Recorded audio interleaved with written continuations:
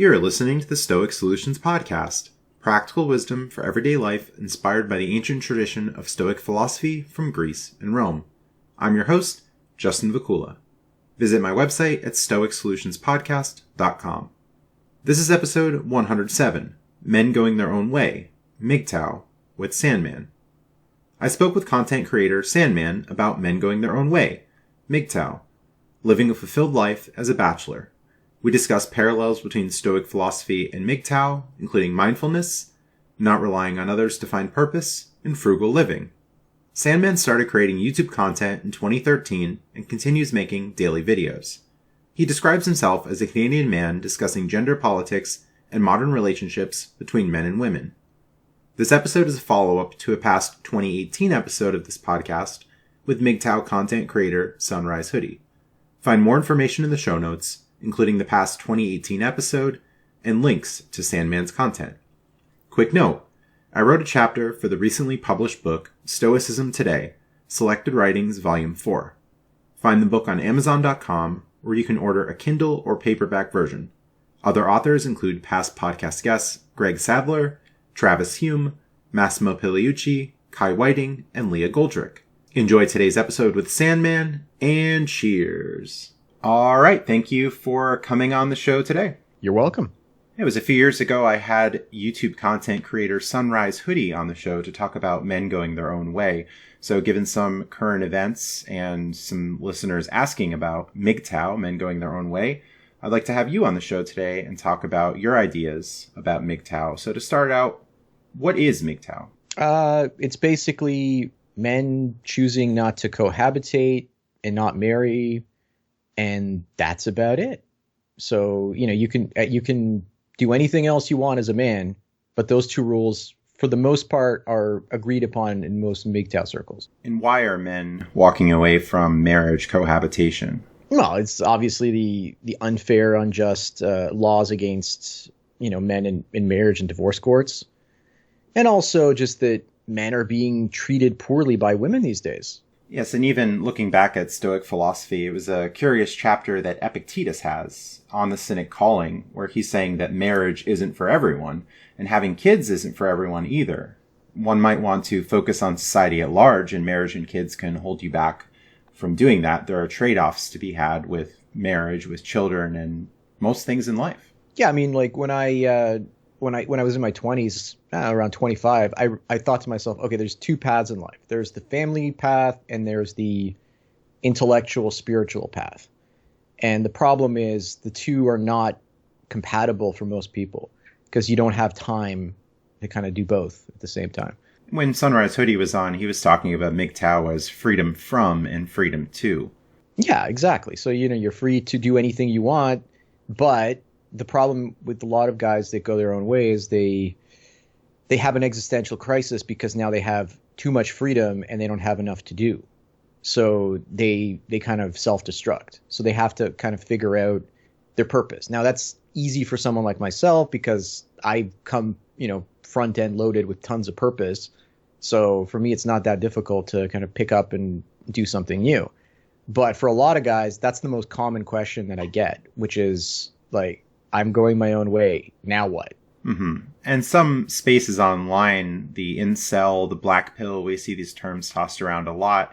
For them, it seems like because they're not in relationships, they can't find relationships, whatever it is, they think that life has lost meaning. And they've really given up in many ways. Like they'll say, it's over. What's the point of life if I can't get married, if I can't get this relationship? And it's really sad to see that. Like, can't there be meaning in some other way? Well, it's for 99% of guys, purpose is found in sex and a relationship. And if they don't have that, then now they have to do the difficult mental work of figuring out what their purpose is. And if all they have is a job that they hate, and they come home and they, do the dishes or wash or mow the lawn or whatever, then life seems kind of empty. So what are people finding to reorient? Where are they finding purpose other than relationships, marriage? Well, the first purpose most guys go after is trying to earn as much money as possible and kind of get in their grind, like to borrow a term from the whole Sigma sphere. But the problem with that is like once they get enough assets, resources, money, they save enough and they become financially free. Now they're going to have another existential crisis because now they have all this free time. They don't have a relationship and they don't want one maybe. So now they're kind of like, what do I do with all this time? I have no purpose. And that's even worse because at least the job before was keeping them somewhat grounded. Now they don't even have that. Yes, and in Stoicism, the ancient philosophers were talking about benefiting society, taking on challenges, learning new skills, cultivating virtue. So there are many paths for people rather than just one that many in society would want to say, like maybe the son has a mother who's a dentist and, oh, you must be a dentist because we put this path for you. And the Stoics will say, no, there's not just one path. There can be many ways that we can find meaning, we could find virtue. Yeah, but the Stoics don't sound like they're lazy. The majority of people are lazy. The Stoics are definitely saying, no, don't stay under the covers, get out there in the world and rise to the challenge. Yeah, the only way you can find meaning and purpose is to have a difficult life. If you have an easy life, then meaning will elude you. Yeah, some people will retire at a very young age, and the Stoics have talked about this too, that if your life is just living on a beach and lounging all day, is that really a fulfilled life? Well, you might as well be dead if you're doing that for the rest of your life.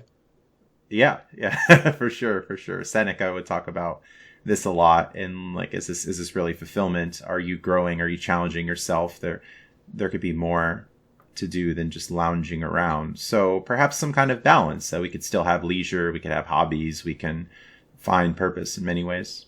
Yeah, exactly. Yes, and the accumulation of wealth can have its own problems too if people are sacrificing their principles or exploiting others to gain the money. So that could be a dangerous thing too. Yeah, it's a lot of people, they don't kind of, I don't know, they don't really see it that way. Like, the rich dad, poor dad guy, Robert Kiyosaki, he does all these conferences where he like swindles people out of money for real estate investment, and then he invests his money and then he manipulates the market lower or higher depending on what he wants. So, and then he's got that fake smile on his face. I cannot take that smile off his face. No matter what he says, he's got that smile on his face. So that smile kind of irks me. I don't like that smile. It's like no one is that happy all the time. Yeah, you're skeptical of that for sure. And sometimes people accumulate all the resources and they're not really happy at the end of the day anyway. We've seen these like really high earning celebrities, movie stars. They have millions and millions of dollars, but they say, "Oh, I'm depressed." They end themselves. I'm trying to avoid the censorship S word here. So yeah, maybe fulfillment won't be found in wholly focusing or mostly focusing on accumulation of resources. There was I totally agree with you, but there's an astronaut who traveled to the moon and now he's a painter. He's like, I think he's in his 80s now. He paints. And he said that the same feeling he got when he went to the moon, he gets to some extent when he paints. So, being creative, if you're creative, then that's actually a good outlet for that, purpose. You can find something to be creative with, and then, influence people for the better. That's a possibility. You just have to find your gifts and just kind of go with it. Yeah, so some self-awareness, mindfulness, finding what you're good at, what you like doing, what you're finding enjoyment in, as you talked about earlier. People will just work 9-to-5s and really hate the job, but they just go through the motions. And then they're tired on the weekend, and then it's, I got my Sunday, but now I'm back to work on Monday. Yeah, no, I experienced that as well. But the problem is you can't, like, once you get into that machine, it's very difficult to get out of it. And I've got a friend of mine who I'm talking to right now about this. And he's like, nothing changes. My life is the same. I have the same job for like 15 years. And I'm like, look, you come home and what do? He's like, I play video games and I listen to music. I'm like, no, stop that. Build a business. You got all this extra time. Use like 2-3 hours a day and work on something. And now he's starting to work on something. I'm going to hand off a mic to him and see, he's going to start making some videos to see how that goes. And I told him, look, if it fails, try something different. Because I told him like straight up, like, your concept sounds like it's going to fail. And he's like, why is that? I'm like, because your demographic is dying. Literally, they're dying. So you're making content for an audience that's in their 60s and 70s. So, I mean, then again, he could prove me wrong. I don't know. I told him it's valuable that you do that, because then you will at least get the skills for audio editing, recording. You'll learn, how to upload and put things together. So, you get all these skills, and then when you do the next project, then you have all these skills and it's a lot easier to do. So just learning new things, taking some calculated risks, it sounds like, can lead to fulfillment, and not every venture is going to be 100% what we want it to be. Like, we can make very high expectations and fall short, but hey, we could try it. We can set lower expectations. Yeah, I mean, what I've learned is, like, from the Sandman channel, and now hopefully going to launch this, this Lego content on my travel channel, and just kind of transition that channel over to that full time. What I learned is, first of all, you need to make content that's high in demand. So people want the content. If they want it, then you can make it and they'll eat it up. Number one, that's super important. Number two, you have to make sure the content is up at the high end of the quality range of that demand. So, highly in demand, very good in quality. If you could increase the quantity of that content, that's even better. So if you can make it every day, there is like this one content producer, Brixie, and he produces content every day, and he's making $20,000 a month doing that. Right. So, but again, good content as often as possible. And you want to make stuff that people are really, really demanding, but there's not enough supply in the marketplace, because it's hard, right? Because if everyone could produce the content, then it wouldn't have any value, because it would be everywhere. Yeah, sure. One thing that can happen, we alluded to before, many men will have this path in life, this idea of, I'm going to get married, everything's going to be great. And they figure out that, maybe this isn't the life for me. Maybe they got married, it didn't work out. And some will go into what's referred to as the red pill rage, where they find out these truths. They figure that, maybe relationships aren't for me. My marriage didn't work out. I was taken advantage of in some way. What do you have to say to people who are experiencing anger? I mean, I'm the one, if you go back as far as possible, I'm the one that coined red pill rage on one of my earlier videos. And, it's funny when I hear people use it all the time. It's like, they don't know where it comes from, but that's okay. Like, I just find it funny because it's like, you've literally put yourself in the lexicon of language. Because, I've heard like very, very high end YouTubers talking about this stuff. And I'm just like, wow, I'm like influencing these people. That's great. So, but what would I tell guys for red pill? Look, it's going to wear off. You can't be angry, perma-angry forever. So you might be angry for 6 months, a year, and then, you keep seeing female nature and you stop getting upset. You stop getting upset because the dog keeps stealing your food, right? You're like, the dog, it's stealing my food. I'm a stupid dog, right? And eventually you're just like, here comes the dog again. I bet just give it the food. Okay. That should happen, right? Some guys get stuck in this like constant anger phase. That didn't happen to me, but it happened for a while. Like I said, it happened for many months until I finally got out of it. And then I still get people saying, you're still just angry at women. It's like, look, I was angry like 7-8 years ago. That phase is long gone. So guys just need to get over it. Accept that it might take them longer, it might take them shorter to get over it. But then it's not just the red pill rage 1.0, it's also the red pill rage 2.0. And that happens when you see the red pill rage is a conscious acceptance of female nature. You consciously sit down and say, she's doing this, and this. All right. So you mentioned female nature and earlier in the show about guys being treated unfairly. So can you elaborate on that? What do you mean by female nature and some unfair treatment? Well, just being like, if you bring up women and you want to talk about women as a guy, then you're not allowed to do that. But a woman can talk about guys all she wants. So that's part of what I've been working on today. So a woman can say anything she wants about men or women, and that's okay. But if a guy talks about even men, that's not allowed, because he's now considered a misogynist for bringing up the fact that men are treated poorly. That's what that video I'm working on today. So the guy was talking to this woman and he said, it's unfair that men are being treated poorly, blah, blah, blah. And then she said, you're a misogynist. It's like, but I'm just bringing up men's poor treatment. Because she's instantly assuming if he brings up this poor treatment, he's going to realize that it's women that are treating men poorly. So maybe he's not doing it yet, but eventually he will. So if I call him a woman hater now, then I take the argument away from him because he can't say that women hate men because they treat us poorly. So it's basically projection, a little bit of gaslighting, all that kind of stuff.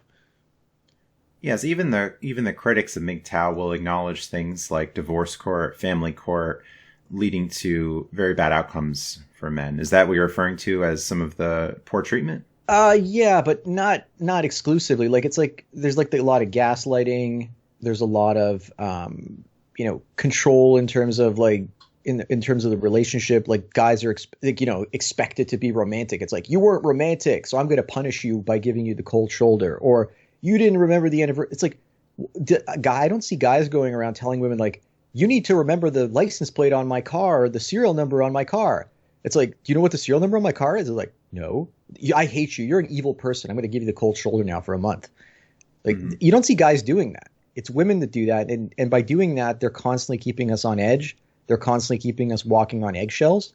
That it's psychological abuse. That's what they're doing. So over the years, a lot of men have reported these findings to you that they've dealt with in interpersonal relationships. Well, not just men, but like I've also noticed it in my life, and like this is pretty common standard female operating procedure. And some of what you've talked about in your videos is guys getting married, and then after marriage things go really south. Well, in what sense? For instance, there would be excitement, there would be romance, but then after marriage happens, that really falls out the window. Yeah, I mean, a lot of guys, women and guys, they just lose interest in one another sexually over time. I found that never really happened to me. So I had, 5-year and a 10-year long relationship, and I never had those like sex droughts that people always talk about. So I don't know what's going on there. Like, so maybe the women just aren't into them as much as they think. I don't know. Yeah, some will try to sell marriage, and we'll talk about this later in the show, as like this blissful thing that you're always going to be happy. It's going to be this great thing. But modern psychologists talk about hedonic adaptation, that you get something new, you have this experience, but over time, it's not as pleasurable as it was, or not as interesting as it was to begin with. Yeah, I mean, for me, I can get addicted to one simple pleasure, and just like maybe that's partial like spectrum disorder on my part. I don't know. But for me, I have this tendency to chase novel things and chase comfortable, like familiar things. So I like familiar things that keep me grounded, but I also like to chase novelty as well. So whereas I think most people are kind of stuck somewhere in between. Yeah, the classic example, usually someone buys a brand new car, and for the first week or so, it's like, oh, this is shiny and fancy. And then over time, the allure goes away.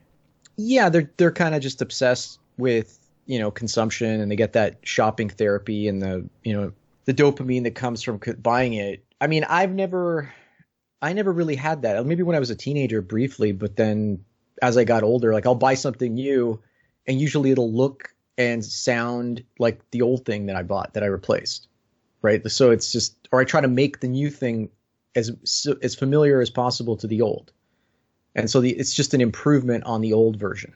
And in your channel, you talk about frugality and just not wanting many material things and just being comfortable with less, as many people can get trapped up in the rat race of, oh, I need this new thing because my neighbor or coworker or whoever has it.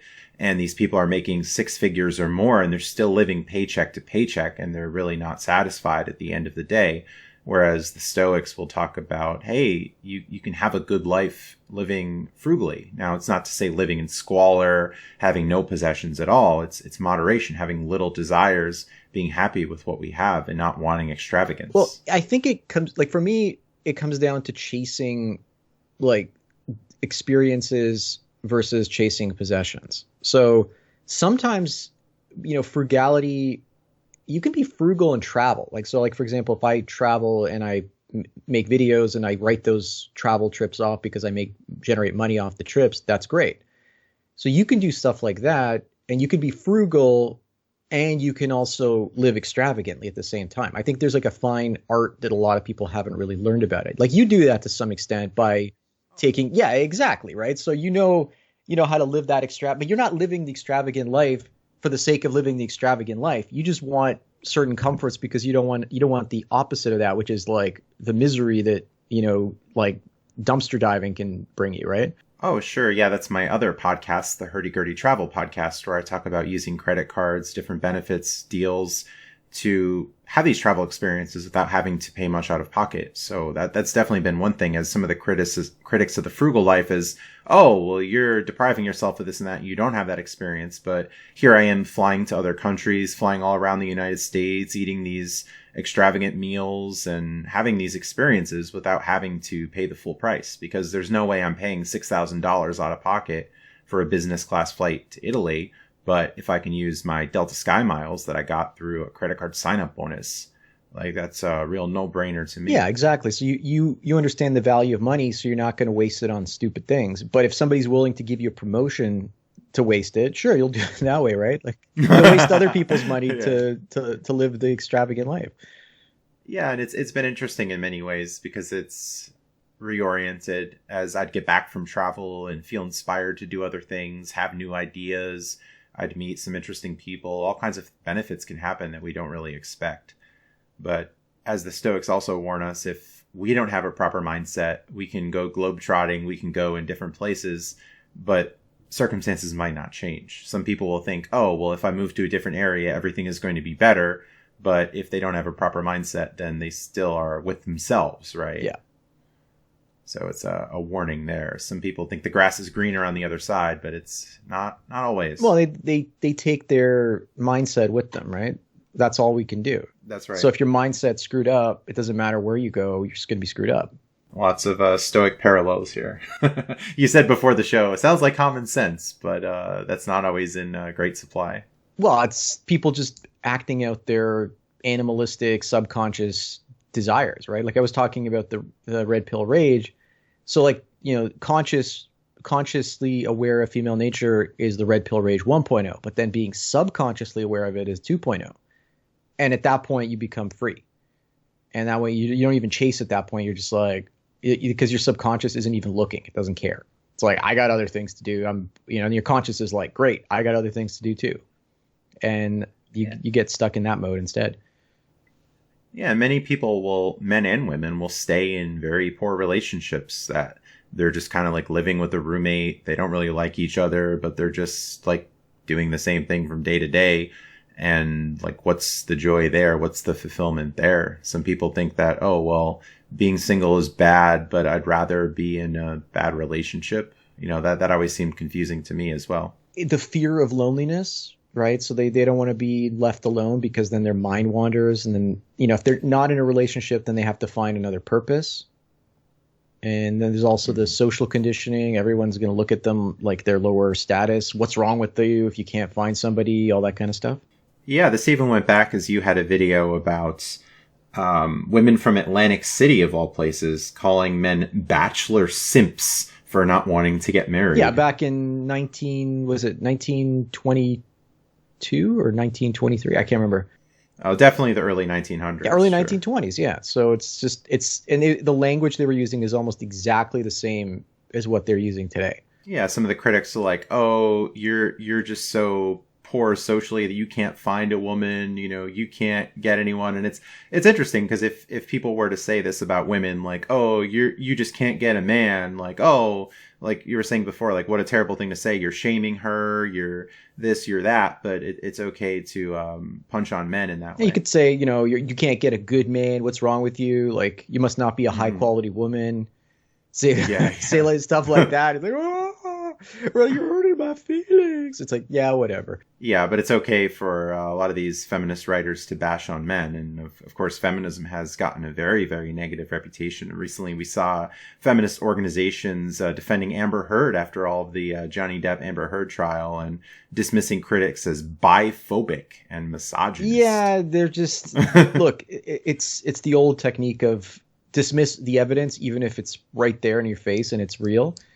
Like, evidence doesn't matter, don't you know? It's all about our feelings. It's like, all right, whatever. Like, it gets to the point where you just don't want to even listen to these women anymore. You're just like, I'm not going to listen to you.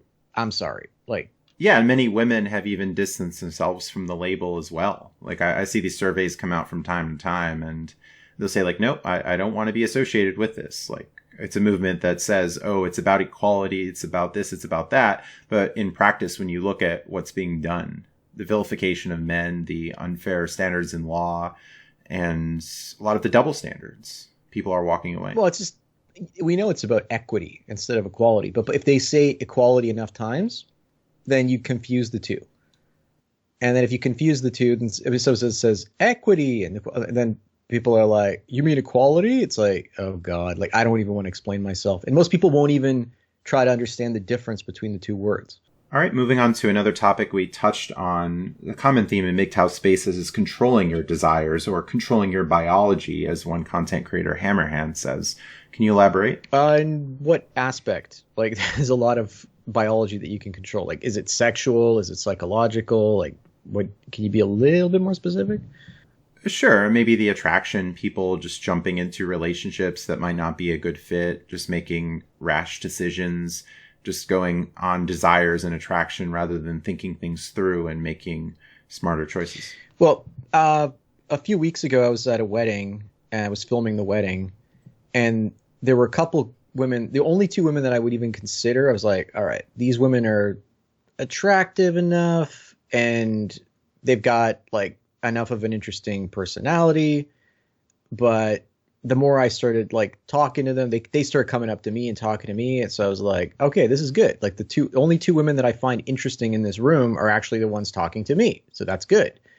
And then the more I kind of talked to them, the more I could see the red flags. And I was just like, red flag, red flag, red flag, like just drunk as a skunk. Oh my God. Like what's wrong with this person? Okay. Bad.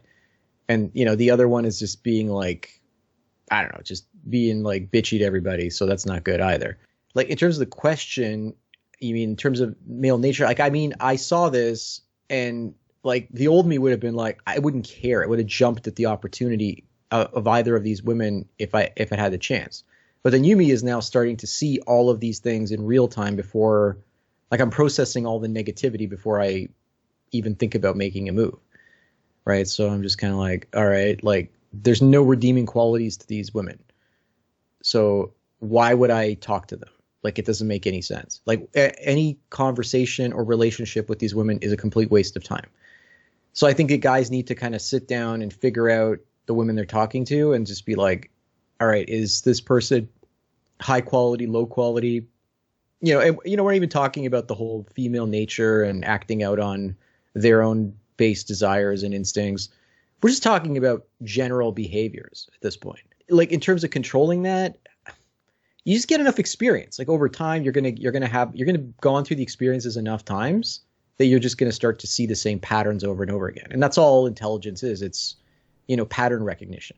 Mm-hmm. And it sounds like having high standards too. And you'll certainly hear this in some women's spaces online of, the guy has to be 6 foot tall. He has to make 6 figures. He has to be this. He has to be that. And women will talk about this all the time. But if guys will say like, hey, I'm not interested in someone who's going to be drinking to excess. Why the double standard there that the women can have standards, but men you see can't? All of the things, they're all superficial standards, right? So it's like, height, can't control it. Like income. Yeah, but what does he do?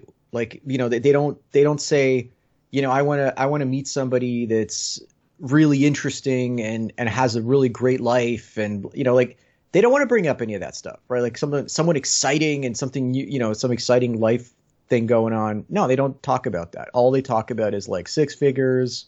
They talk about the income, but then the guy that could be just any old boring guy, right? Like, what about the personality behind that? Yeah, so to be more conscious about what we want, what we're looking for, or whether we're just going to step away altogether as, maybe it's just not a good fit for certain people. Maybe people are more introverted. Maybe people just want their own space, their own time. Like there could be all kinds of reasons that people don't want relationships, men and women. I've actually been throwing around the idea of interviewing women that I find fascinating. And like, again, there's very, very few of them. Like a few days ago, I was watching one of them, Eve Lorgan. She's a psychologist and she does like extraterrestrial work and stuff like that in terms of like figuring out the psychology behind all of that. And like just she blows me away in so many ways in terms of like her understanding of psychology, but also understanding about a lot of these issues I find fascinating. But I have no interest in dating or relationships, but I just find it talking to women like that refreshing because there's a lot more like order in their brain as opposed to the average woman. And so much of the time we get caught up on appearances that we don't like delve deeper in, right? I just think guys need to kind of dig deeper instead of allowing their instincts to like the gaze of the woman to kind of take over and for them to kind of be disarmed and then just like fall for her beauty instead of falling for her brain. Yeah, and as you've talked about in your channel, some guys get what you've called one-nightitis, where maybe they were really attracted to someone in high school or undergrad. They had this really strong emotional connection. Things didn't work out. Things didn't develop. And they're really stuck on that one person, and they're having a difficult time finding meaning because they can't have that one relationship. Can you talk about that? How would people get away from that idea? Sometimes we hear in some religious spaces of a soulmate, and this is like the one person for you. Yeah, if you get caught up in the whole one-itis, like this is, again, a big philosophy question that people have been wrestling with for thousands of years. So, you get Shakespeare, and he wrote Romeo and Juliet, and the way Romeo got over Rosaline was by falling in love with Juliet. So the idea is kind of like, if to get over one-itis, you fall into one-itis with somebody else. So it's best of things, as the Stoics warn about too much attachment toward others, that we ought to have our own sense of self, our own life, and not be so codependent on another person. Now Stoics sound like they're Jedis. Oh, maybe we'll use the Force in a good way here. Yeah, anyway. no, it's like attachment is codependency in some ways because you become dependent on that person for your fulfillment, and maybe they become the same way. And then it blinds you from all the other things that they may or may not be doing. All right, let's move on and discuss some of the criticism towards MGTOW. One common thing we hear is not all women are like that. Well, like I said, not all women, like some women can recognize their instincts and choose not to act out on them. But usually those women have something else going for them, something else they're more passionate about than just a man. Maybe they have an animal. Maybe they have like a career they're working on. I don't know. Like, so not all women are like that when it comes to men, but then they might obsess over something else just as equally. Yeah, or you hear like, oh, you've just had bad experiences. Like you've just met a bunch of lower quality people, but haven't met, fulfilling partners or, another line of criticism. Well, like that's this. Always like a cop out because it's basically saying you need to go out there and she's out there. You just haven't found her yet. It's like, so you got to keep looking and you're gonna spend the rest of your life looking and you're like, I haven't found her yet. I'm 80 years old. It's like, she's out there. It's like, okay, at what point do you say, do you throw in the towel? Yeah, it could be a lot of time, a lot of emotional goings on, right? Trying to find that partner. And some people just like, okay, maybe not. Maybe I'm just going to do my own thing. But the idea is that if they get you going out there and you keep looking, then you're still thinking about women and eventually maybe you'll fall in love with someone that's wrong and you'll end up marrying that person and that'll screw you up even more. But that woman will benefit. So they're playing this game where they're promoting bad behavior on your part and they're saying that it's your fault for the bad behavior. So go out and make more bad behavior. It's like, yeah, it's like, well, you didn't pick the right person, but how many people end up getting married and then divorced like 2 months later, a year later, whatever? They thought they found quote unquote the right person, but that happened to not be the case. Yeah, it's like, you haven't, there's that analogy of like, touch the stove. You get burned enough times, you stop touching the stove. It's like, well, you just haven't touched the right stove yet. Right? Like that one, they all burned you so far. Like eventually there's going to be one that's not going to be powered on. You just got to make sure you touch the right one. And the problem with finding the so-called right woman is if she's a good quality woman, odds are she's already taken. So, if you look up Aaron Clary, he's got this book called, I think it's a Book of Numbers. And if you look at how many women are actually eligible your age that meet all the criteria that you're looking for, it's only like 0.5% of 0.5% or something ridiculous. So then you got to ask yourself, okay, if it's 1 in 400, did I just find the woman that's 1 in 400 that's single? It's like, no. It's like, next. All right, another criticism or critics. MGTOW came up in Canadian Parliament. Okay, yeah. Pierre Poilievre was promoting his YouTube videos by tagging MGTOW back in 2018 before it was demonetized. And so apparently he like took the tags off after that. And, so that's all that the Canadian government could go after him on. They were just trying to prove that he was a misogynist because he tagged some MGTOW in his, like, he probably had another 50 other tags in there. He probably hired some company to do it for him. And yet he's a misogynist now because he tagged MGTOW. They don't even explain it. They just kind of say, that's it. Like, they don't explain what it means or anything. They just say misogynist group. It's like, all right. Yeah, and I think there are some who will have the red pill rage, as you mentioned, and we're trying to warn against that. As, yeah, there are some people who've really been burned, and it's like, oh, all women are this, all women are that, and like very negative. But we're not promoting that. We're not saying that's the way to go. That's exactly the wrong way to go. Yeah, but they don't want us to be free of them. They need us to keep coming back because so long as we're in love, so long as we keep chasing, it shuts off our higher reason in a lot of ways. And then we can't see what, the powers that don't want us to be are actually doing to manipulate us. Some will also lump in MGTOW with others in the quote unquote manosphere, the pickup artists, for instance. We mentioned the black pill and the incel, but we're definitely, MGTOW is definitely different than those other spaces, as the critics will put everybody in one bunch. They'll say, oh, this person ended some people at a school, or this pickup artist is charging guys like $1,000 an hour and taking advantage of younger men. They're lumping everybody together and using those examples to come down on MGTOW. Yeah, exactly. Right. So look, all those other groups are not a threat to the system. MGTOW is a threat to the system because as soon as guys walk away from relationships, they stop producing as much wealth. Right. And when they're in a relationship, they produce more as well. And so that means they work less hours, and that adds to inflation because now if guys are working less, then there's more work to be done, and they have to pay the workers more to basically bring them in because, less guys are willing to work. So it fuels inflation. And you had a discussion with a pickup artist recently. It was Alex from Playing with Fire, I believe. And at one point in the conversation, it was very interesting because you told him, hey, I'm not interested in a relationship.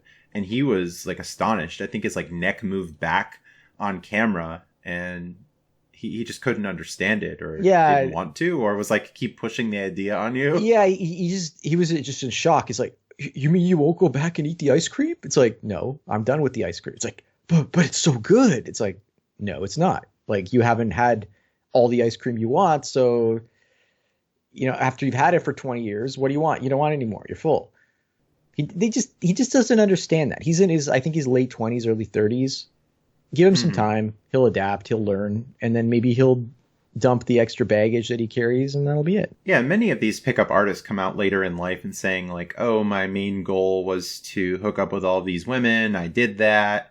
And now I think it just wasn't a good pursuit. So some of them are converting to religion, or they're oh, I was mistaken the whole time. And, they haven't found fulfillment in chasing desire. Well, yeah, like Rush V running off and becoming an Orthodox Christian, right? It's like, God tells me this. It's like, look, you went from the crutch of women to the crutch of God. Now you can't live your life crutch free, right? So they need something that's going to give them, look, I'm not going to lie to you. If I go into a church or a synagogue or, whatever house of religion, there is a certain ambiance and certain vibe. I don't know if you could call it the Holy Spirit, or whatever you want to call it. I don't know, but it's positive. It's there. I feel it. And the energy varies depending on who's in the church. Maybe it's being generated from the people in the church. I don't know. If there was a way to measure it, that would be great, because then I could prove that. But anyway, I feel this energy. It's there. It feels like this kind of like you're drinking warm beverage, and it's warming you up from the inside out. That's the closest I can kind of tell you. So it gives you a bit of a euphoric feeling. So when you're in love, you have a little bit of a euphoric feeling. So now you're going into religion and you have a euphoric feeling. So, all of these things kind of give you this feeling, but they don't fulfill some higher level, of you, some self-actualized higher level of you. That's difficult, because then you have to drop all of the emotional crutches, and you have to say, I'm naked without these emotions, and I'm just going to work and build things. And a lot of people, they can't handle that because they're not getting any real fulfillment from that. Yeah, and the Stoics warn us about looking too much toward externals, things outside of us for that fulfillment, because it's very rickety, that there's a fragility about things, that those people might move on, they might go away, life expires, right? So it's not a certainty. Some critics will say like, oh, well, what are you going to die alone? And I find that a really interesting one too. It's like, okay, well, having a person at your deathbed is going to like fix things, or like I'm going to live in misery for about? 35 years, and then so I can die with somebody next to me for like a week or two. It's like, what's the point of that? It's like, I'm going to wreck my entire life so I don't have to die alone. Some critics will point out of like, look, this and that marriage worked out, this and that arrangement worked out. But what is the success rate? If the divorce is more than 50%, if infidelity is very high, financial problems, family courts, we've mentioned some of these risks, and some men don't want to take those on. They think the risks are too high and the payoff isn't worth. Look, what did I post on Twitter today? Let me see. People are posting here like, affairs put a spring in your step, boost self-confidence and life satisfaction, but only if you're a woman, study finds. So it's just like, if a woman has an affair, it's a good thing for her. But if a man does, it's a bad thing for him, right? What is this? Deputy science editor for Daily Mail, right? Like, this is now science, right? Trust the science. Women are allowed to cheat, but men don't do it. It's not good for you. Yeah, and some men even excusing that kind of behavior away. Like we had the internet's favorite Jack Murphy about a year ago, who was saying that, oh, this is an energizing thing for me when my wife meets other men. Man, let's see. Is he even around? Really, like, you reminded. Oh, he's back. And if you don't forgive him, you're not a true American. You're not a true Christian. It's still the train wreck continues, to say the least. But does he still have a channel? That's still. Oh, yes. He's back on Twitter. He's back on social media. He's doing videos. Yeah. Let's see here. I just typed it in, Jack Murphy. Did he change his name? No, Jack Murphy Live. There we go. Let's see what's going on. Let's see what's up with this. Maybe 1,500 views. That 4 months ago. He hasn't posted anything in well over 4 months. Now let's see what people are posting under. Maybe he's been editing his comments. Yeah, I don't see any like, hey, cuck, what are you doing? Yeah, maybe no more of that. All right, to move on to another critic, Jordan Peterson, who I actually had very positive things to say about in a previous episode. I even wrote a chapter about parallels of his work in Stoic philosophy. Not necessarily that he is a Stoic or was a Stoic, but more recently, I've been seeing a lot of things that I haven't liked from him. Just shaming language, as you mentioned on your channel, calling people deluded or immature if they don't want to have children. He's married. He comes from a small town. So for him, relationships with his like childhood, girlfriend that he had is a lot safer than if you're growing up in a big city and you're just like using Tinder. And he was doing, he got married, 35 years ago. And if you're in a small town, time goes back 20 years. So that's like being married 55 years ago. So, like 1960s, 1970s, technically, right? So again, life was a lot different back then. Expectations were a lot different back then. So when he's telling guys to do all of these things, he's not doing it from today's perspective. He's doing it from his own experience from, 50 years ago. Yeah, and it's just a tax on people. I would think it could be very mature for some people to say, hey, I'm just not in a great spot right now in life to have kids. Maybe finances aren't in order. Maybe my mental health isn't so great. So can it be very mature to say, okay, I'm not going to take on this great responsibility. It's not the time. Maybe it's never the time. And hey, I can just help society in other ways rather than giving birth. Yeah, and look... or bringing children in the world. Yeah, we're looking at... I was doing a video script a few days ago. It's about China. And the Chinese are now freaking out because the fertility rates are crashing. Nobody's getting married. Nobody's having kids. They don't know what to do. They introduced the 3-child policy. They're like, have 3 children. It's like, no, we're still having 1. Like, oh, well, now the talk is basically, and at some point it'll be like, well, guys aren't having kids. They don't want to have kids anymore. No one's having kids. What are we going to do? Oh, we're going to introduce a social credit score. If you don't get married, and we're going to punish you financially. You won't be able to travel. You won't be able to like enjoy all these other things until you get married. I think that's probably where we're going to. Yeah, maybe so. He's also called marriage, quote, your best chance at happiness, and, quote, the perfect date that repeats endlessly. Like, no. This doesn't seem very mature to me. Well, look, it sounds like he's dependent on his wife for his emotional stability. So he's so like obsessed with her that when the thought of her dying drove him into madness.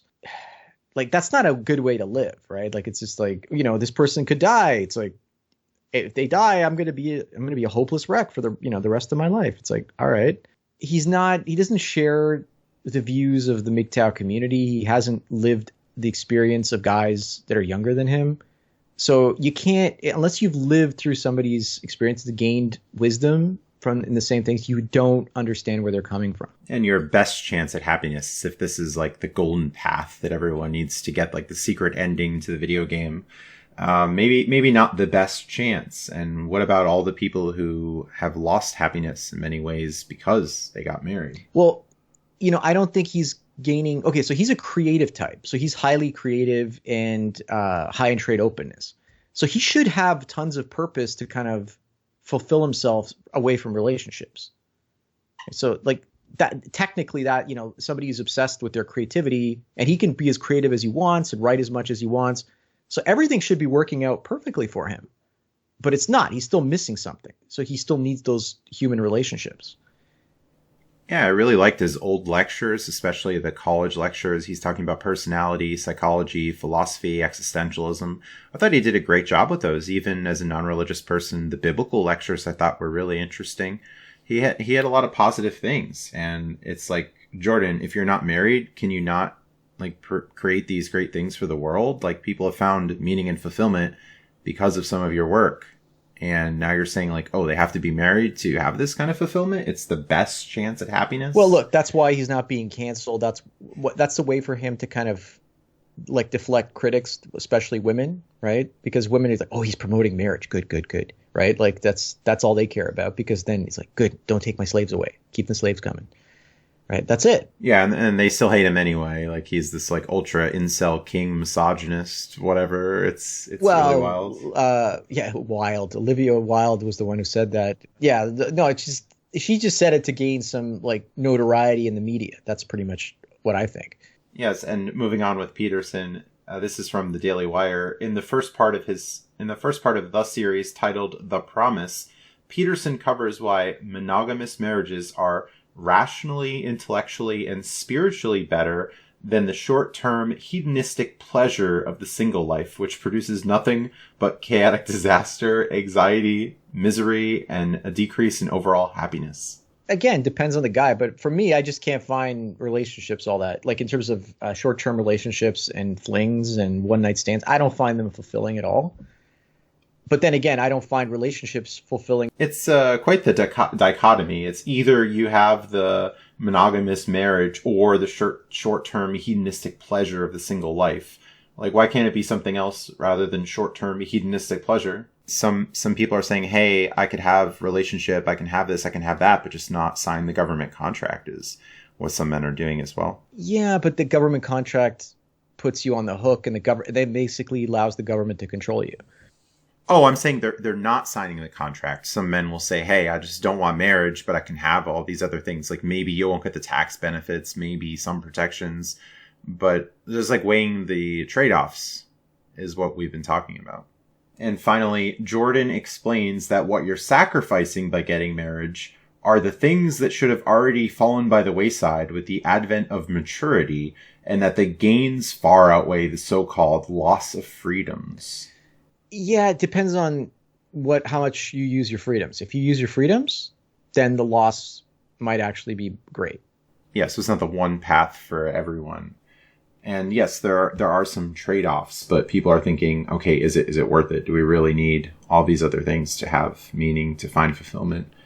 And what have been your biggest challenges as MGTOW?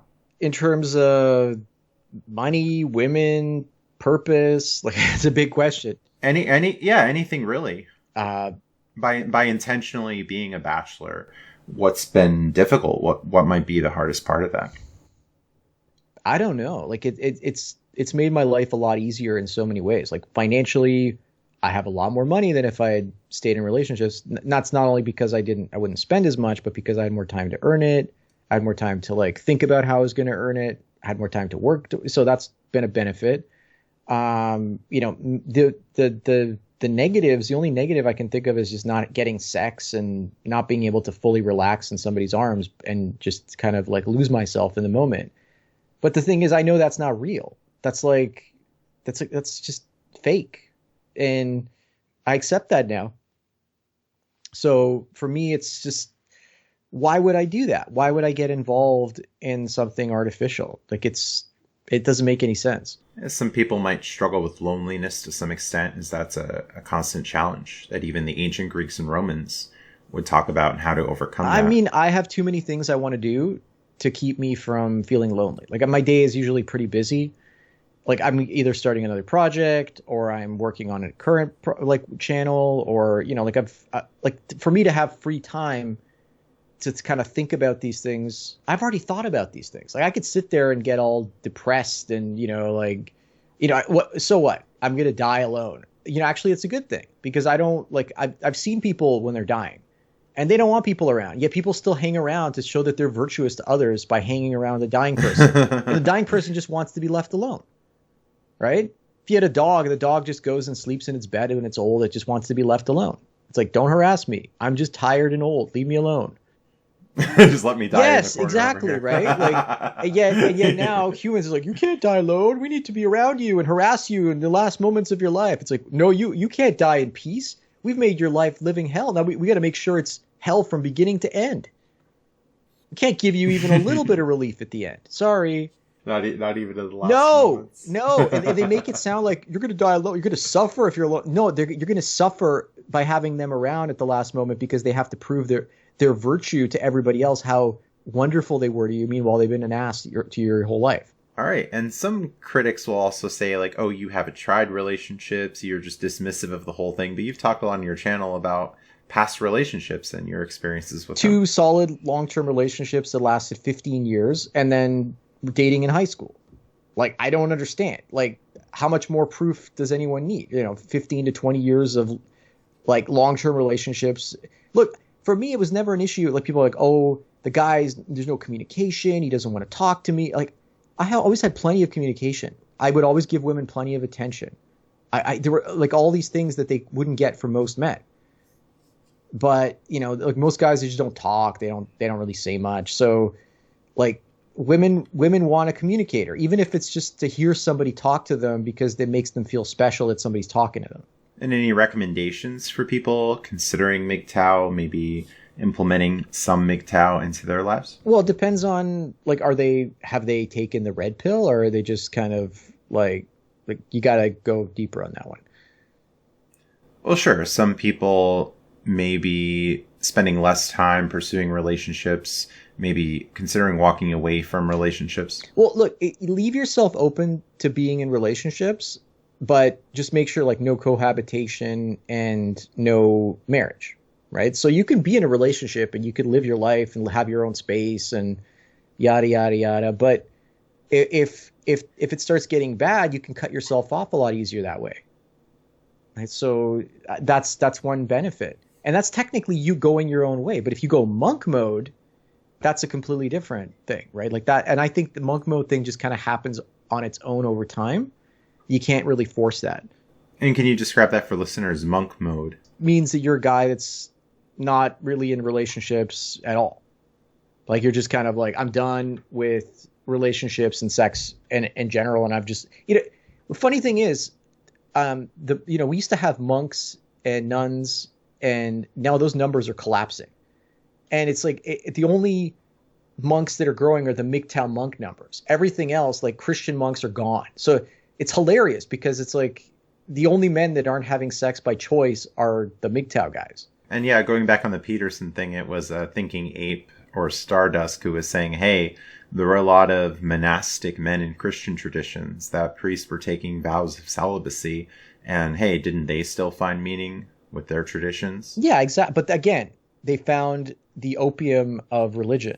So you kind of have to look at that from a different perspective again. some people leaning too much on religion to find purpose, find meaning. And sometimes you hear like, well, if you don't have religion, then what's the point of life? Should you just end it?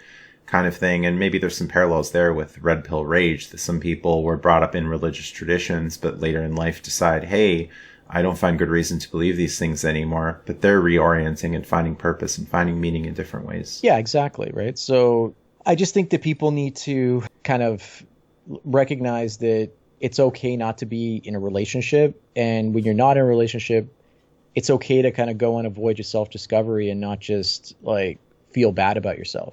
Yeah, some people exiting a relationship and very quickly getting into another one where maybe some would say, hey, step aside, spend some time with yourself and reevaluate things rather than just jumping into something else. I was guilty of that as well. Like, but then once I kind of found MGTOW philosophy, then I didn't need to do that anymore. Mm-hmm. And we often hear, is it like a philosophy, a movement? Like how do you describe it? No, it's a philosophy, right? Because if it was a movement, it would basically be, guys doing something, trying to accomplish some sort of goal. But the only goal is a personal one. It's not a collective one. All right. Very good. And anything else to add as we get towards the end of the conversation? No, I'm good. All right. And how can people find your content? You can just do a search on YouTube for Sandman MGTOW, and hopefully I pop up now. I don't know. Sometimes I do and sometimes I don't. Or they can also go to like Odyssey and do the same, or Rumble, or BitChute, or MGTOW.tv. I'm usually up there in the trending on there. So yeah, you got a few ways you can find me. Or even on Twitter. I'm on Twitter quite actively. And that's Sandman, SANDMAN. And then MGTOW, yeah. MGTOW. Exactly. Acronym. Yep. And what led to the name Sandman? It's kind of like the Sandman comics, and it has to do with Morpheus. So in the Sandman comics, he's kind of also known as Morpheus. And that's kind of the character, like the role that I always kind of took to myself. I didn't want to be I wanted to be the one that kind of awakens people, as opposed to the Neo character from the Matrix. I'm more like the Morpheus character. All right. Very good. Thanks for joining me today. No worries. Thanks again. Thanks for listening, and stay tuned for more content. See the show notes for more information and links surrounding topics discussed in this episode. Support my efforts through my Patreon page, found at stoicsolutionspodcast.com. Access special perks, including having upcoming podcast guests answer your questions, custom-made podcast episodes, and private one-on-one calls to discuss whatever you'd like. Find me in the 2022 book, Stoicism Today, Selected Writings Volume 4. Order a paperback or Kindle version of the book from Amazon.com. Visit my other podcast at hurdygurdytravel.com, that's HURDYGURDY travel.com, to learn how to make money, save money, and travel the world at next to no cost with credit card rewards, deals, and loyalty programs. Use affiliate or referral links to support me at no extra cost to you. Thanks to generous patrons and fans of this podcast who help support my work. Have a great day.